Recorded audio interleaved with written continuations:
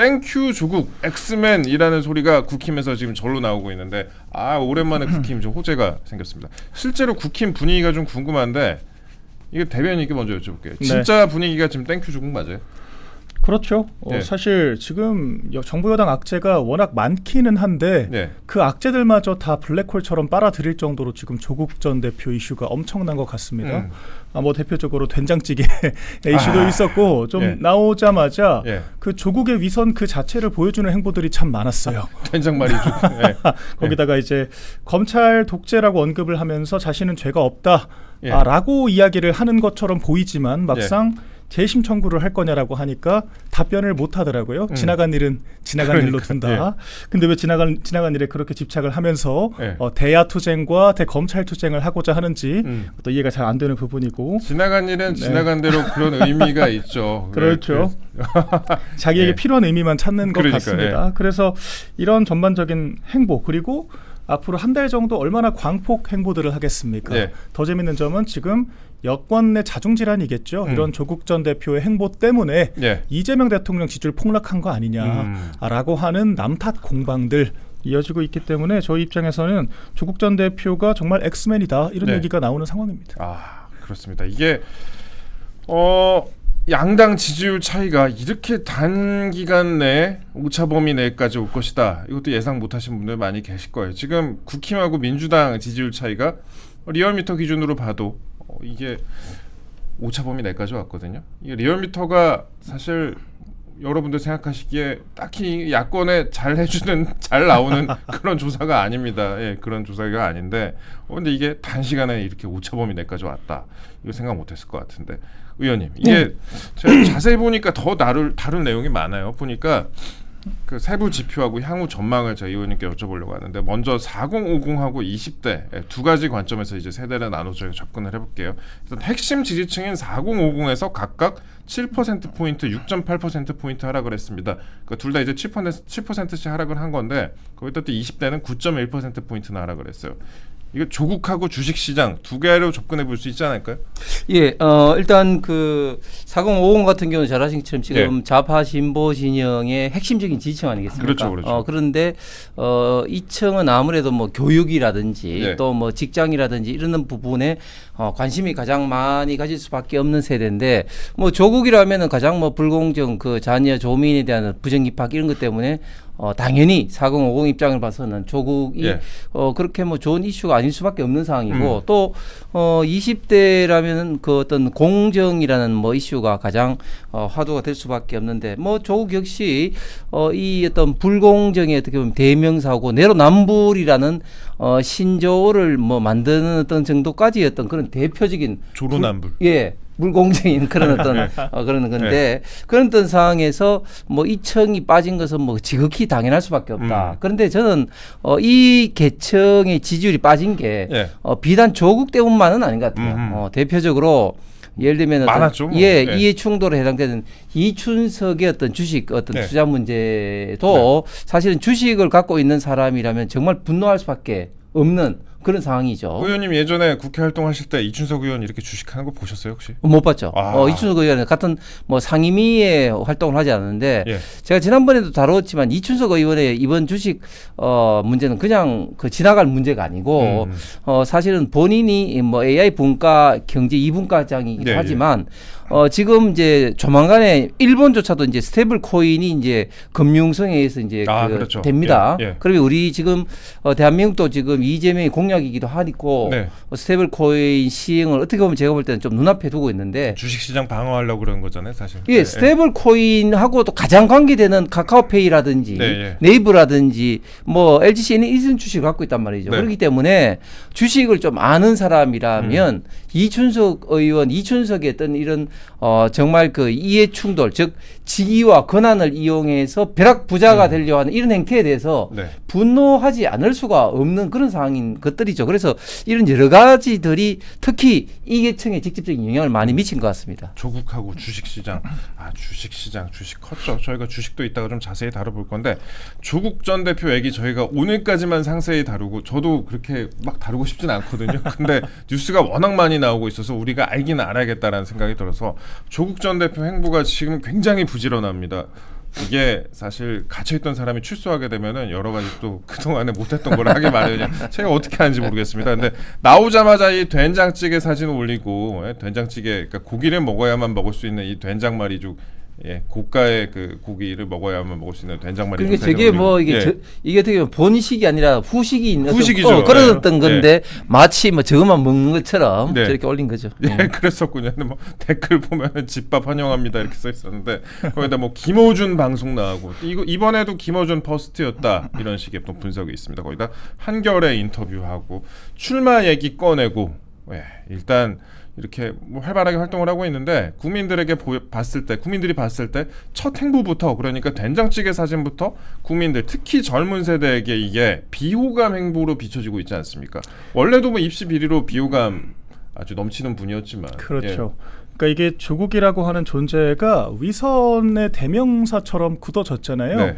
그리고 강남 좌파 혹은 또 기득권 좌파 이런 또 멸칭들이 따라다니고 있습니다. 근데 이게 기득권 좌파라고 하는 것이 자기는 누릴 거 다 누리면서 사회 정의를 외친다. 그러니까 뒤로는 아빠 찬스로 딸의 입시 비리를 도왔으면서 앞에서는 가재붕을 외친다. 딱 이런 형용 모순적인 표현이거든요. 근데 지금 나온 된장찌개 이슈가 바로 미쉐린 된장찌개. 미쉐린. 소고기를 50만 원치는 먹어야 주문할 수 있는 된장찌개라고 하는 것이 이게 딱 기득권 좌파라고 하는 형용 모순적 표현을 대체할 수 있을 정도의 그런 저는 표상이라고 생각을 하거든요. 그러니까 좀 더 구체적으로 말씀드리면 이게 우참판이라고 하는 고급 소고기집. 그 설해마을에 가면은 있어요. 있는데 저를 지나가다가 비싸서 이런 데서 언제 먹냐? 그렇죠. 거의 150g에 85,000원짜리 그 투불 한우를 취급하는 그런 매장이고요. 그래서 객원당 10만 원 정도는 단가가 나온다라고 해요. 10만 원이면은 그냥 입가심 정도나 고기 이렇게 몇 조각 먹는 정도지. 그렇죠. 150g 먹으니까 1인당 뭐 2인분 정도 먹는다라고 치면은 6, 70만 원을 훌쩍 넘죠. 그러니까 이게 혹자에게는 한 달 생활비가 될 수도 있는 그런 액수를 소고기를 먹어야 주문할 수 있는 된장말이. 감옥에 있을 때 후원금이 많이 아마 들어온 것 같아요. 영시금이 뭐 많이 들어왔겠죠. 그래서 근데 이런 부분들을 뭐 근데 돈 있는 사람들이 뭐 소고기 먹을 수 있죠. 그런 거를 저희가 비판하는 게 아닙니다. 그런데 마치 나는 출소하고 또 검소하게 된장찌개를 먹는다라고 하는 이미지를 만들기 위해서 굳이 그 장면을 또 SNS에 영상을 찍어서 올린 거예요. 보글보글 끓는 그 사진을 7초짜리 영상을. 저는 이 조국 전 대표 영상을 가져올 수가 없는 게 페이스북에 예전에 조국 전 대표가 저에 대해 허위사실 유포한 거를 제가 한번 지적을 했더니 저를 차단을 해가지고 저는 이분의 게시물을 볼 수가 없습니다. 참 쫌스럽습니다. 하여튼 그렇게 해서 이 미쉐린 된장찌개 50만 원 소고기를 먹어야 주문할 수 있는 된장찌개로 서민 코스플레이를 했다. 이것이 바로 기득권 좌파라고 하는 조국 그 스스로의 정체성을 있는 그대로 보여준 것이 아닌가 이렇게 평가를 하고요. 이런 부분들이 지금 그래서 굉장히 불필요한 제가 봤을 때 비본질적인 이슈예요. 그런데 이런 비본질적인 이슈를 가지고 트래픽을 잡아먹고 어떤 여권의 지지를 깎아먹는 데 일조를 하고 있다. 그렇게 보여지고 있습니다. 지금 우리가 뭐 대통령 편들자는 건 아니지만 대통령이 소가리를 하고 있을 것 같습니다. 골머리가 아릴 것 같습니다. 뭐야 이러고 있을 것 같은데 그건 그렇고 이제 어제 조국 전 대표가 당장 김대중 전 대통령 묘역부터 찾았습니다. 그런데 추도식에 간 게 아니에요. 그러니까 공식적인 추도식 남들 다 오는 추도식에 간 게 아니라 별도의 일정으로 오후에 따로 찾았습니다. 근데 그 이유가 또 주목을 받고 있어요. 이유도 조국답다라는 그런 분석이 나오는데 제가 참석하면 이재명 대통령보다 제가 조명이 모일 것 같아서 개별적으로 간다. 다시 한번 말씀드립니다. 제가 참석하면 이재명 대통령보다 제가 조명이 모일 것 같아서 개별적으로 간다. 그러니까 대통령보다 내가 더 주목받을 사람이다. 그러니까 이 대통령 입장에서 이것도 보면은 정말 유쾌하지 않을 것 같아요. 그렇죠. 뭐야 이거 이럴 것 같은데. 당연히 뭐 이재명 입장에서 보면 뭐 기분이 나쁠 수밖에 없는 것이고 그런데 또 이게 사실일 수가 있습니다. 지금 언론의 주목을 이재명 대통령이 아니라 정청래라든지 특히 그렇죠. 지금 사면을 풀리는 어떤 조국의 모이기 때문에 이재명 대통령 입장에서는 어떻게 보면 좀 이중적으로 조국과 그리고 정청래 때문에 고초를 겪고 있는 것이죠. 언론의 조명도 적게 받는 데다가 또 사면으로 인한 어떤 비판은 또 오롯이 이제 받을 수밖에 없는 그런 상황인데 그런데 어제 DJ 추도식에 많은 진보 좌파 진영 인사들이 갔는데 저는 참 안타까운 게 김대중 대통령이 얼마나 그 당시 박정희 대통령 당시 정권에서 고초를 많이 받았습니까? 그런데 그때 당시에 그런 어떤 고초를 받았음에도 불구하고 정권을 잡고 난 다음에 어떤 통합 행보를 보였어요. 그렇죠. 예. 그런데 그런 어떤 DJ의 진정한 어떤 통합 정신이랄까 그런 것은 온데간데 없고 자기들이 지금 정권을 잡고 난 다음에는 마구잡이로 지금 현재 권력을 이루는 정치 보복을 하고 있는 뭐 이런 것들이야말로 지금 지하에 있는 DJ가 이런 어떤 모습을 보면은 정말 잘못 가르쳤다. 어떤 통곡하는 그런 어떤 모습을 보이지 않을까 싶을 정도로 지금 진보 좌파 진영에서 DJ의 이런 어떤 정신을 오히려 왜곡하고 있는 것 같습니다. 예, 그렇습니다. 그리고 지금 김대중 전 대통령이 사실상 그 읽었다고 하는 그 민주당 지지율이 대폭 하락하고 있습니다.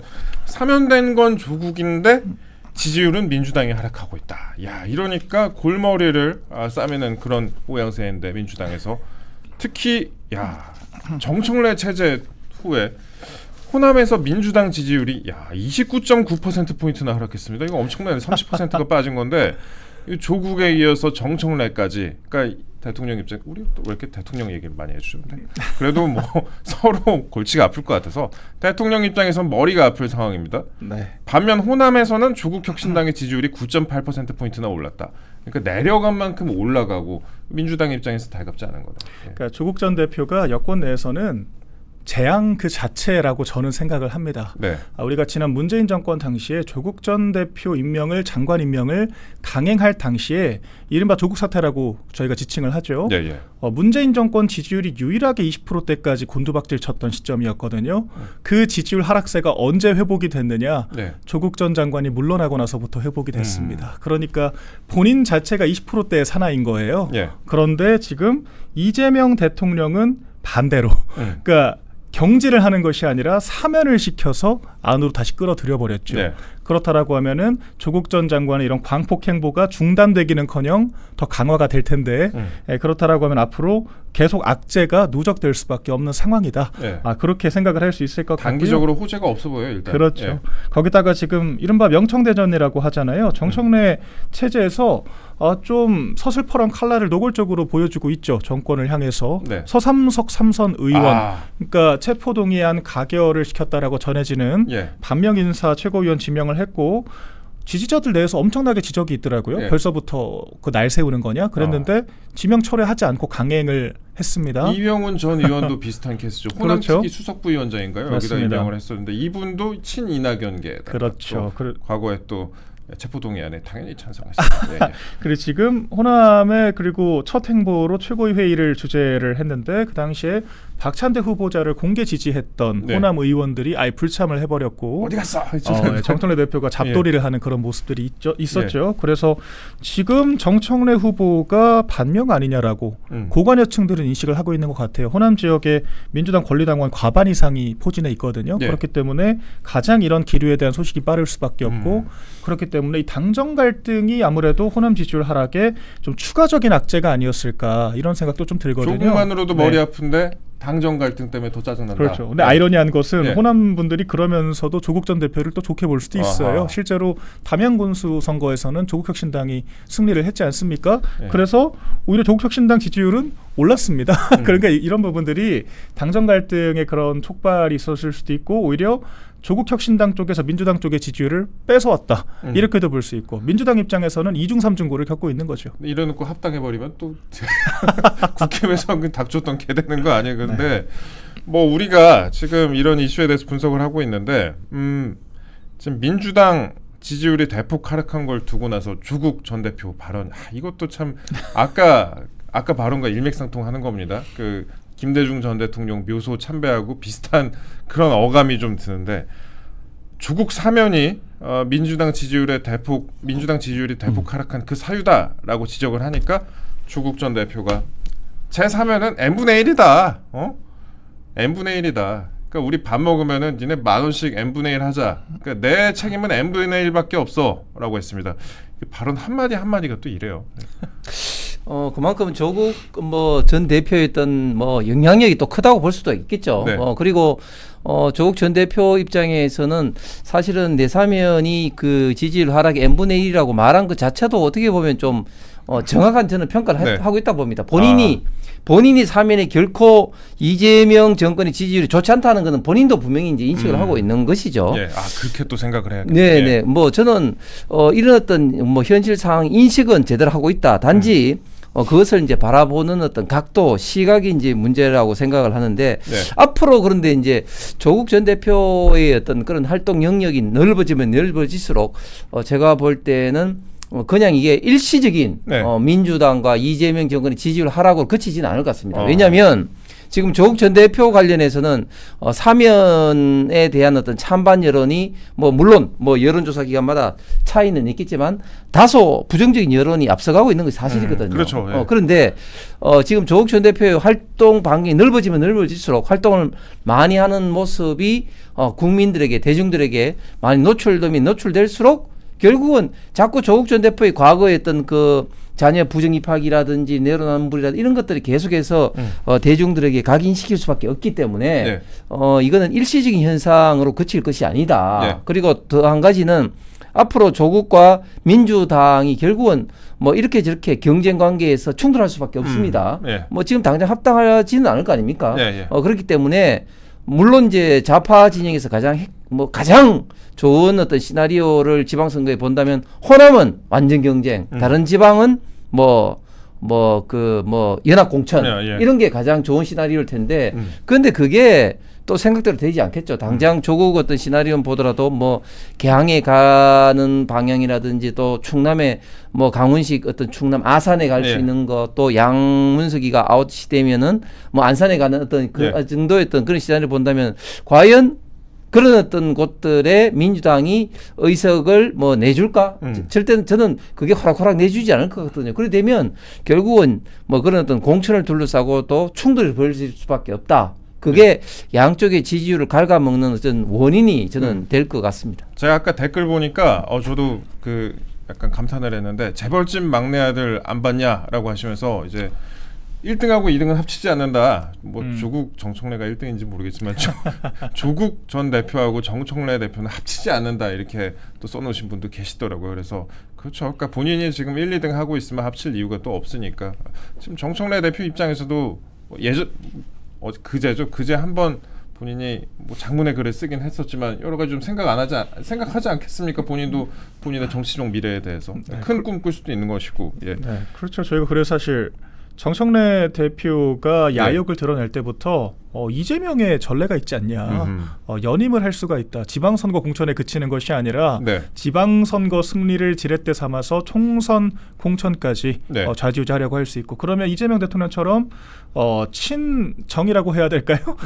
친이대를 만들려고 할 수가 있죠. 그런 네. 것들을 또 대선 출마의 전초기지로 삼을 수가 있기 때문에 조국 전 대표에게 호락호락 협조하지만은 않을 거다. 그렇게도 볼 수 있을 것 같습니다. 알겠습니다. 그리고 저희가 너무 조국 전 대표 얘기만 한 것 같아서 이분 잊으면 안 되거든요. 그 조국 전 대표에 이어서 또 다른 지금 지지율 하락 요인으로 꼽히는 게 이제 윤미향 전 의원 사면 아니겠습니까? 근데 이게 윤미향 전 의원하고 유사한 캐릭터가 지금 주인공으로 등장하는 이 애니메이션이 장안의 화제입니다. 저희가 짧게 좀 샷만 보여드리면 좀 비슷하게 생겼죠. 그랬고 윤귀향이라고 해가지고 이렇게 등장 인물이에요. 그래서 엎진 쌀 살살 녹는다.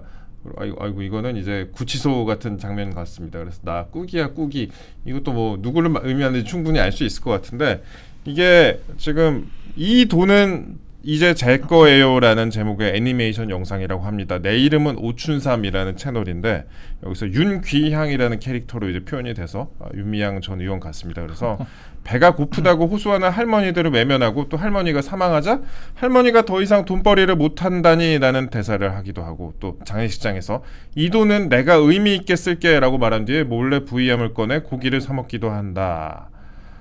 이게 뭐 우리에게 익숙한 그런 장면들을 이렇게 재가공해가지고 그렇게 만들어낸 것 같습니다. 그래서 댓글을 보면요. 어린이날 조두순을 사면한 꼴, 부부의 날엔 고유정, 연인의 날엔 이은혜, 여성의 날엔 오원춘을 사면하는 셈이라면서 분노를 표출하고 있다라고 합니다. 그런데 윤미향 전 의원은 지금 아주 편안합니다. 예.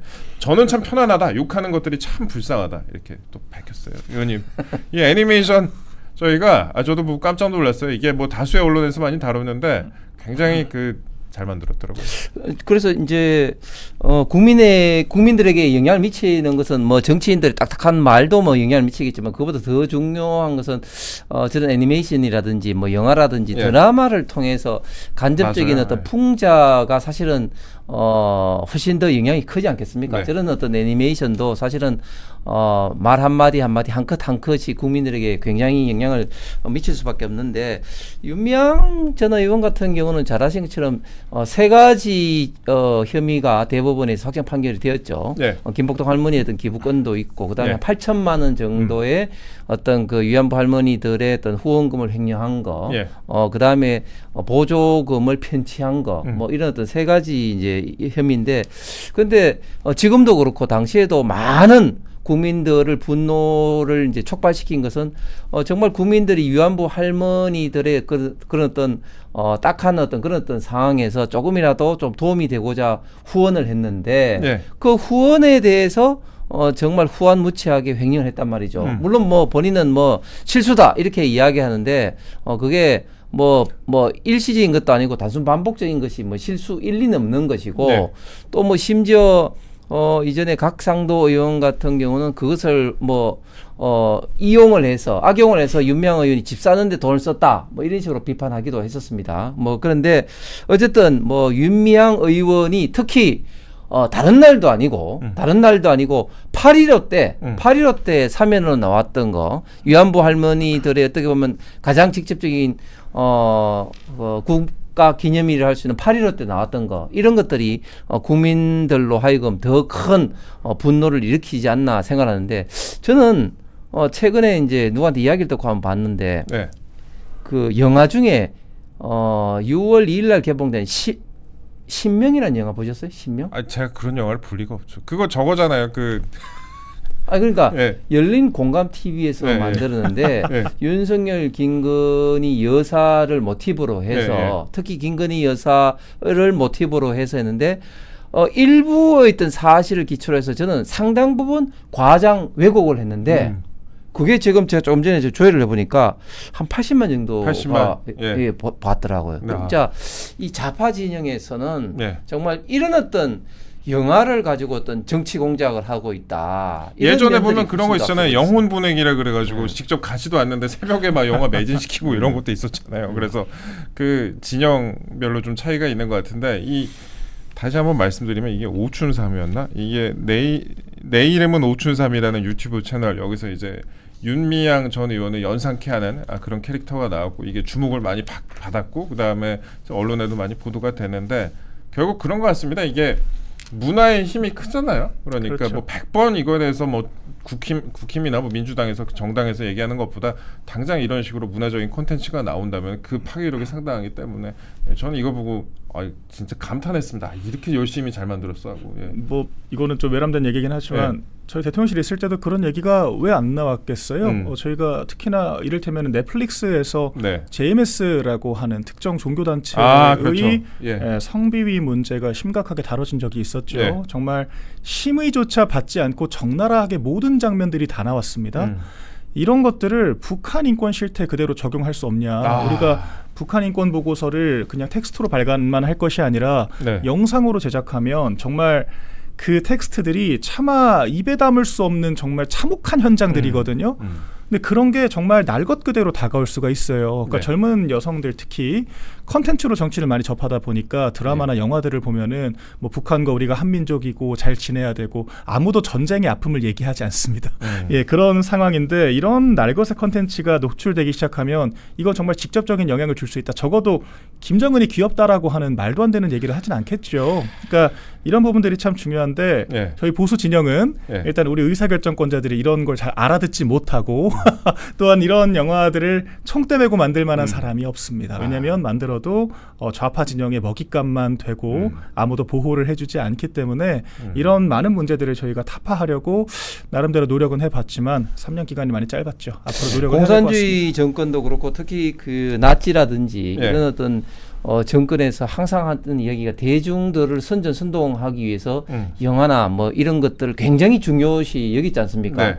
그런 어떤 차원에서 우리 우파 보수 진영에서도 이런 어떤 문화적 어떤 네. 사항들, 컨텐츠 이런 어떤 부분에 대해서는 좀 심각하게 좀 바라봐서 우리가 지금 이 분야에 있어서 우리가 일방적으로 밀리는데 네. 이런 어떤 문제에 대해서는 정말 대책을 강구하지 않으면 안 되는데 관련해서 지금 우파 진영에서도 뜻있는 사람들이 건국 전쟁 그거는 꽤 2를 지금 이제 2가 있어요. 지금 곧 개봉을 한다고 합니다. 이런 분야에 대해서도 관심과 좀 적극적인 어떤 참여가 필요할 것 같습니다. 예, 저 문화에 대해서는 저도 오래전부터 강조를 했었는데, 예, 저희가 앞으로 그 문화에 대해서는 좀 긴 관점에서 좀 봐야 될 것 같습니다. 그리고 박민영 대변인이 종종 그 대통령실 시절 얘기를 하는데, 제가 좀 고민 중에 소 코너를 하나 만들까 그래서 박민영이 이제는 말할 수 있다 뭐 이런 걸 하면 안 될까 그래서 대통령실에서 약간 국민들이 지금도 잘못 알고 계시는 분들이 많이 있잖아요. 당시에 맞아요. 있었던 일 이게 그게 아니었는데 왜 이게 이런 식으로 오해를 받을까 싶은 부분이 있으니까 그렇죠. 그건 제가 나중에 따로 좀 취재를 하고 소 코너를 한번 만들어 보던가 하겠습니다. 너무 이거 좋습니다. 중요한 것 같습니다. 중요한 것 같습니다. 예, 그렇죠. 뭐 그 시절을 우리가 지울 수는 없는 거 아니에요. 그 시절에 좋은 일도 많이 있었고 그다음에 네. 경제적으로 뭐 여러 가지 성과도 있었는데 우리가 그런 부분들도 한번 다뤄보는 기회를 갖겠습니다. 다음 이슈로 넘어갈게요. 저희가 4050 그리고 20대 지지율이 많이 하락했다라고 말씀드렸는데 이게 이제 입시 비리뿐만 아니라 이제 의원님 말씀하신 대로 입시 비리뿐만이 아닙니다. 조국뿐만이 아니고 지금 주식 이슈가 상당히 큰데요. 저희가 그래프 하나 말씀을 드릴게요. 어제 주식 시장입니다. 어제 주식 시장인데 코스피가 48.38이나 빠졌고 코스닥은 마이너스 2.11% 굉장히 많이 빠졌습니다. 반면에 이제 다우, 뭐 니케이, 상해 대체적으로 많이 올랐어요. 그리고 지금 아시아 주가가 사진 내려주세요. 아시아 주가가 일본하고 대만 같은 경우에 주가가 사상 최고가를 연일 경신을 하고 있다. 증시 축폭, 코스피만 하락. 외국인 한국 팔고 일본 사는 중 이런 기사가 지금 쏟아지고 있습니다. 지금 보면은 코스피를 끌어내린 것은 외국인들이었다. 대규모 순매수를 7월 동안 기록했던 외국인 투자자들이 이달 들어서 18일까지 고작 10억 원대 순매수에 그치고 있다. 이거 심각하네요. 이건 일단 한국 주식을 사질 않고 있는 그런 상황이고, 그리고 모건 스탠리 같은 경우에는요, 최근에 글로벌 헤지 펀드들이 일본 주식에 대한 비중을 늘려가고 있는 반면에, 포트폴리오에서 일본 주식을 늘려가고 있는 반면에 한국에 대해서는 공매도 포지션을 늘렸다. 즉 한국 주식 하락한다에 걸었다. 이거 아니에요, 사실상. 인버스에 투자를 하고 있는 거죠. 이렇게 봐야 될 것 같은데, 이거 어떻게 보세요, 이거?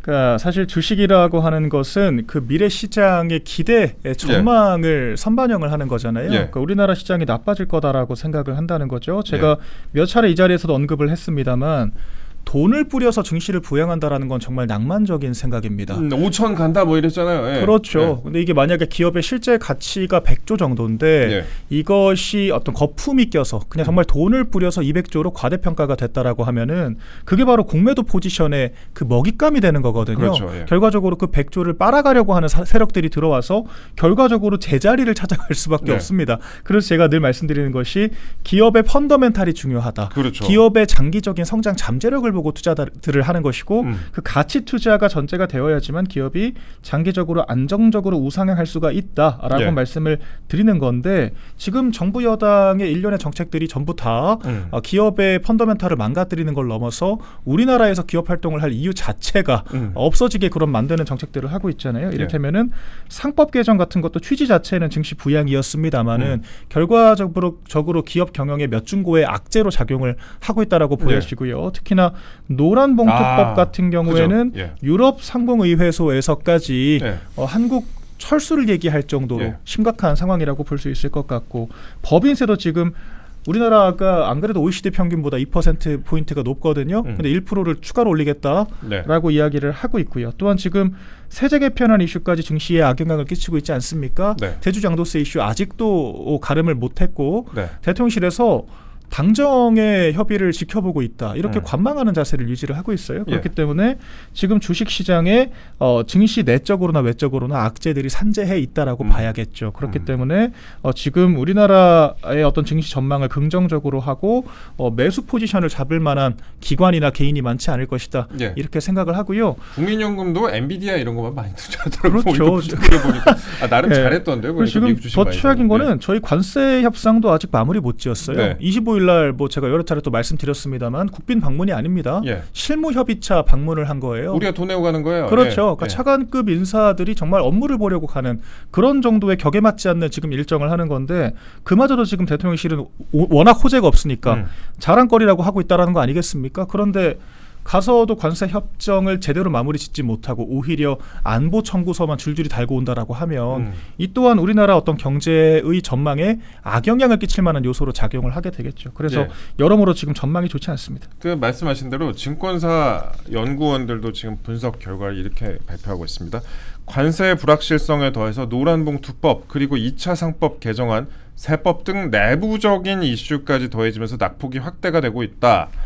근데 저는 걱정도 돼요. 이렇게 분석 결과 내놓은 그런 분들 나중에 피해 입지 않을까, 증권사에 불이익 주지 않을까, 지금 서슬퍼런 시대 그러지 않을까 좀 우려도 되는데 의원님 일단 그것도 그렇고 본회의에서 지금 23일에 그러니까 오늘이 19일이죠. 23일에 노란봉투법 그리고 24일에 2차 상법 개정안 이거 지금 여권에서 통과시키겠다는 거 아닙니까? 이거 강행 처리하겠다는 거 아닙니까? 그렇죠. 이게 뭐 노란봉투법도 윤석열 대통령 있을 때 이제 거부권을 계속해서 발동을 한 것인데 네. 민노총을 중심으로 해서 노조에서 뭐 강력하게 요구를 하고 있기 때문에 지금 현재 이재명 정권 입장에서는 민노총의 요구를 무시하기가 쉽지 않은 상황이죠. 그리고 그다음에 상법 개정안 같은 경우도 지난번 1차 상법 개정안 통과할 때 어떻게 이야기했습니까? 배임이라든지 이런 어떤 그 소송이 남발될 우려가 있기 때문에 좀 보완 입법을 하겠다. 네. 뭐 그렇게 했는데 보완 입법은 그냥 오히려 더 센 상법 개정안, 2차 개정안을 지금 통과시키게 되면 우리 지금 대한민국에서 경영자들이 투자하기가 네. 굉장히 부담을 갖고 좀 어려운 상황으로 되는 겁니다. 못하죠. 뭐, 예. 예. 뭐 그런 상황인데 특히 뭐 암참이라든지 주한 미국 상공회의소죠. 그다음에 그 주한 또 EU 상공회의소, EUCCK 이런 어떤 회장들 같은 경우도 만나 보면은 지금 굉장히 지금 걱정을 하고 있습니다. 암참에 제임스 김 회장 같은 경우도 이렇게 되면 미국에 뭐 투자는 어렵고 오히려 기존에 있는 회사들도 뭐 떠나갈 가능성이 많다. 그렇게 네. 이야기를 하는데 대표적으로 제임스 김이 그 GM 코리아의 사장 출신입니다. 당장 GM 코리아가 지금 옛날 대우자동차. 예, 예. 그 지금 2년 있다가 이제 의무 기간이 끝나면 철수를 할 가능성이 지금 굉장히 많은 상황이에요. 네, 그렇기 때문에 저는 이런 어떤 외국 기업들의 어떤 철수를 부채질할 가능성이 굉장히 많다. 예. 그렇게 되면 지금 우리 대한민국 경제에 지역별로 엄청난 핵폭탄 아마 이슈가 발생할 겁니다. 예. 자, 그런데 주식 시장을 우리가 좀 봤을 때 지금 좌파 정권은 전통적으로 보면 주식 시장, 금융 시장에 굉장히 밝은 사람들이 많아요. 그래서 주식 시장을 좀 부양을 하는데 나름대로 노하우가 있어요. 예. 어떤 노하우가 있느냐? 지금 이렇게 지금 좌파 정권이 여러 가지 그 경제 발목을 잡는 기업의 발목을 잡는 입법을 함에도 불구하고 지금 주식 시장이 이 정도 3,000선을 지금 버티고 있는 이유가 뭔지 압니까? 뭐예요? 저는 제가 지금 분석하고 있는 거는 지금 기업 목을 졸라서 자사주 지금 소각을 하고 있어요. 맞습니다. 자사주 소각. 이 굉장히 중요한 겁니다. 예. 기업 이제 주식 시장의 가치는 장기적으로는 기업의 본질적인 가치에 수렴하지만 단기적으로는 그 주식 시장의 수요와 공급에 의해서 좌우가 되는데 예. 지금 공급 입장에서 가장 중요한 자사주를 지금 소화하고 있단 말이죠. 그렇기 때문에 지금 이제 그나마 지금 3,000선을 버티고 있는 거예요. 예. 그러니까 어떻게 보면 굉장히 좀 약은 수죠. 어떻게 보면 주식 시장이 경제, 기업의 어떻게 보면 좀 활성화를 통해서 이렇게 그 반영이 되는 것이 아니라 예. 어떻게 보면 좀 인위적으로 부양을 스테로이드에 시키는 맞는 이런 걸 통해서 지금 하려고 하고 있는데 그나마도 지금 노란봉투법이라든지 센상법이라든지 기타 또 관세 협상 뭐 등등으로 후폭풍이 몰아치면 주식시장이 직접적인 타격을 받을 수밖에 없을 겁니다. 자사주 소각 말씀하셨으니까 자사주 소각이 보통 많이 늘어난 게 아니에요. 지금 이재명 정부 출범하고 난 이후에 작년보다 지금 2.6배가 늘었다고 합니다. 2.6배. 예. 이거는 저희가 오늘의 메인 이슈는 아니지만 그래도 간단히 좀 다뤄보자면 이 자사주 소각 같은 경우에 그러니까 이재명 정부 들어갔고 일반 주주 권리 보호 강화 정책 기조를 내세우면서 국내 주요 상장사들이 자사주 소각 건수와 규모가 크게 늘어났다. 작년에 비해서 2.6배나 늘어났다. 예, 이거 중요한 부분입니다. 그래서 저희가 이 이슈에 대해서도 앞으로 좀 종종 다뤄보도록 하겠습니다. 그리고 암참 얘기를 좀 하셨는데 그러니까 주한 미국 상공회의소죠. 주한 미국 상공회의소에서 오늘 국회를 찾아 더불어민주당 원내 지도부를 접견한다고 합니다. 그러니까 노란봉투법 그리고 2차 상법 개정안 등등 쟁점 법안을 입법 독주를 한다고 하니까 이거를 이제 뭐 일방적으로 처리한다고 하니까 암참에서도 민주당 지도부를 예방한다라고 하는데 이거 보통 큰 이슈가 아닐 수 없습니다. 거기다 오늘 또 어제죠. 어제 6개 경제 6단체 그러니까 경총 뭐 상공회의소 한국경제인협회 한국무역협회 등등 어저께 6개 경제 단체가 또 소통관에서 기자회견을 국회 소통관에서 기자회견을 열었습니다. 그래서 좀 살게 해달라. 지금 노란봉투법 때문에 너무 힘들다. 그래서 이거를 1년만 좀 미뤄달라 이렇게 하고 있어요. 그냥 아예 없애달라는 것도 아니고 1년만 미뤄달라. 예. 정청래 체제에서는 불가능할 거라고 보고 있습니다. 왜 그러냐면 이재명 대통령을 뭐 제가 옹호하는 건 아니지만 네. 출범을 하고 직후에는 과거 야당 시절에 민주당이 외쳐왔던 좀 무리한 법안들이나 정책들을 조금은 속도전을 하고 싶어 했어요. 그래서 네. 이재명 면소법에 대해서도 속도전을 주문을 했고요. 정청래 법사위원장에게. 그리고 방송 3법 같은 경우에도 뭐 본인의 이득도 있었을 겁니다. 대통령이 사장 임명권이 실질적으로 있는데 굳이 그것을 언론 노조에게 돌려줄 필요가 없잖아요. 그래서 일부 과방위 위원들 최민희 의원과 좀 기싸움을 하는 그런 양상도 잠깐 보였지만 결과적으로 여당의 뜻대로 굽히게 됐죠. 그리고 노란봉투법도 원래 종래는 여권 내에서도 속도전 얘기가 나왔었는데 정청래 대표가 당선 취임한 직후부터는 그런 얘기 쏙 들어갔죠. 그러니까 지금 강공 드라이브를 계속 걸고 있고 정청래 대표 슬로건 자체가 전광석화처럼 모든 개혁 과제 해치운다 아니겠습니까? 그렇기 때문에 강성 지지자만 바라보는 여건이 있기 때문에 제도권, 정권의 입장에서도 여당의 속도를 따라가기가 굉장히 버거운 상황이다. 이렇게 보여지고요. 지금 그 자사주 소각을 한다는 것도 결과적으로 여당발 악재가 쏟아지고 있기 때문에 계속 지금 지표가 나빠질 수밖에 없는 건데 저희도 똑같았거든요. 한동훈 전 대표가 여당 대표 시절에 사고 치면 결과적으로 수습하는 건 정부의 몫이에요. 그러니까 그런 식으로 정부가 어떻게든 또 대안을 만들어야 되지 않겠습니까? 지금 그런 식으로 끌려다니는 양상이 계속되고 있는 것 같아서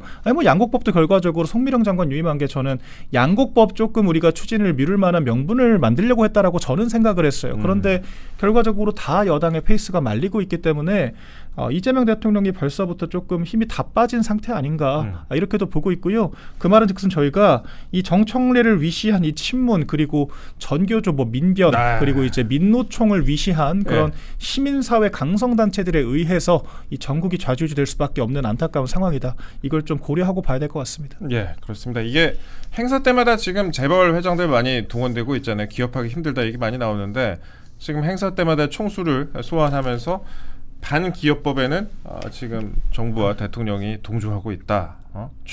대통령이 취임 후에 10여 차례 지금 재개 일정을 가졌는데 이게 지금 무색한 상황이다라는 그런 비판적인 보도가 많이 나오고 있습니다.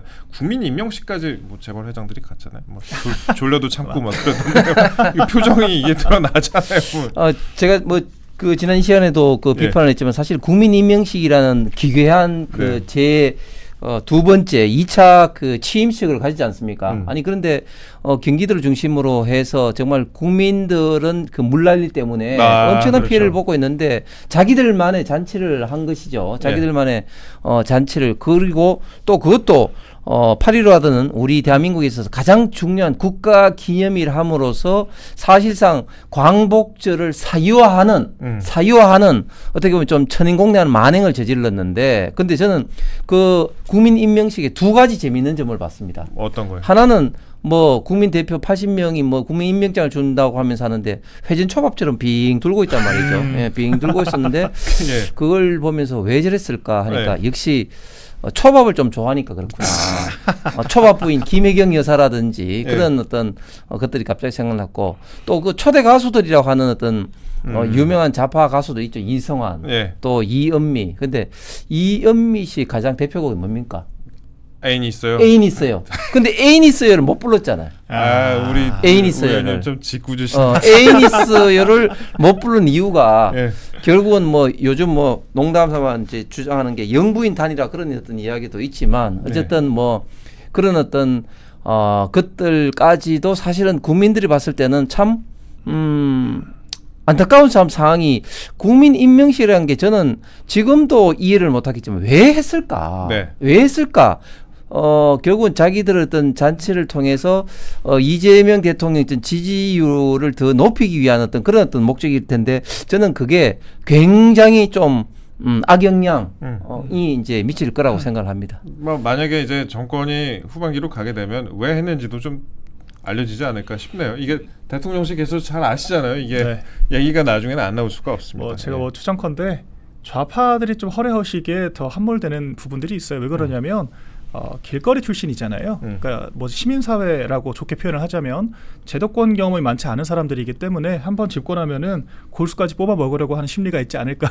저는 그 정도로 생각을 하고요. 그 외에 뭐 대단한 의미가 있었겠습니까? 그래서 결과적으로 돈만 날렸다. 그리고 광복절이라고 하는 행사의 취지가 많이 퇴색이 됐다. 아니 그 오히려 광복절 경축사 당시 그 전야제는 굉장히 준비를 잘했더라고요. 물론 그런 것들은 정권이 하는 게 아니라 정부 기관들이 하는 거니까. 싸이가 열심히 했죠. 그렇죠. 잘 했는데 오히려 그런 행사들이 그런 좀 졸속 좀 조악한 임명식 때문에 많이 묻혀버렸죠. 그러니까 결과적으로 정권이 못하면 정부가 힘들다. 이런 겁니다. 완성도가 그렇게 높지는 않았던 것 같습니다. 그 전문가들이 분석하기도 그랬던 것 같은데 요즘 사실 그 여의도 쪽에 어떤 얘기까지 도느냐. 그러니까 최근에 대통령이 이런 얘기를 했습니다. 공기업이 너무 많다라고 하면서 통폐합 필요성을 언급을 했어요. 그래서 저는 이거 보고 좀 놀랐었거든요. 아니 지금 진보 정부에서 공기업 통폐합을 한다? 의외인데? 이렇게 생각을 했었는데 여러분들도 의외라고 생각하시는 분도 많았을 것 같은데 이게 새로운 시각에서 분석한 그런 글이 여의도에 지금 파다합니다. 친노조죠.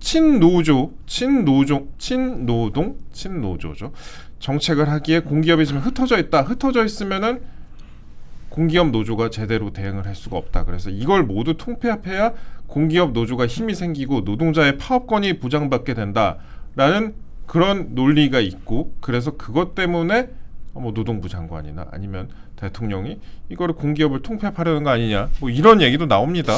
저는 거기는 좀 동의를 못하는 게 왜냐하면 지금 우리 대한민국은 개별 기업보다도 산별노조 체제로 움직이기 때문에 예를 들면 공기업도 이제 산별노조에 이제 포함되면 이게 공기업의 어떤 그 개수가 중요한 게 아닙니다. 같이 이제 산별노조 안에서 이제 움직이기 때문에 숫자를 줄여야지 이제 뭐 노조의 힘이 세진다 이건 아닌 것 같고 제가 분석은 결국은 이걸 통해서 윤석열 정부 때 임명된 공공 부분의 기관장들을 사실상 물갈이하기 위해서 그런 것 같아요. 이런 식으로 이제 판을 물갈이 판을 흔들어 놓고 결국은 이제 물갈이를 하기 위해서 그런 거다. 예를 들면 이런 어떤 움직임들이 굉장히 많습니다. 예를 들면 이진숙 방통위원장 같은 경우도 버티고 있잖아요. 그러니까 완전히 이제 명시죠. 쫓아내기는 좀 부담이 되니까 지금 현재 김현이 법을 바꿔가지고 방통위를 대체하는 위원회를 만들려고 하고 있습니다. 또 예를 들면 KBS 사장을 지난번처럼 고태주 사장을 강제적으로 쫓아내면 후유증이 있으니까 지금은 아예 그걸 바꿔가지고 쫓아내려고 좀 하고 있죠. 그 유시민 씨 누나 같은 사람은 지금 EBS 거의 평생 직장인가 싶을 정도로 오래 하고 있는데 근데 지금 이재명 정부는 몇 년 되지도 않았는데 안 나가면 새로 만들어버리는 그러니까 그 문재인 정부 때는 공공기관은 물론이고 특히 언론기관의 사장들, 이사들 쫓아내기 위해서 노조를 앞세워서 예를 들면 KBS 같은 경우는 뭐 진실과 미래, 진미위 같은 곳들이 인민 어떻게 보면 재판식으로 해서 막 쫓아냈지 않습니까? 뭐 그런 것들이 좀 후유증이 좀 남으니까 결국은 이제 법을 바꿔서 지금 쫓아내려고 하고 있는 그런 것들인데 저는 공공기관도 그런 차원이다. 그런 차원에서 법이 아니라 이것은 이제 구조조정이라는 명분으로 흔들고 있다.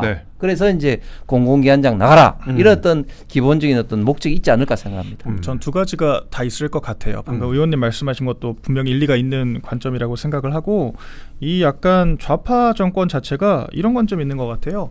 정권은 유한하다. 언제 뺏길지 알 수 없지만 이 노조 권력, 언론 노조와 민노총 권력은 영원하다라고 생각을 하는 것 같거든요. 예. 그렇기 때문에 사실 공공기관 인사권이라고 하는 것이 대통령의 가장 큰 실권이라고 할 수 있습니다.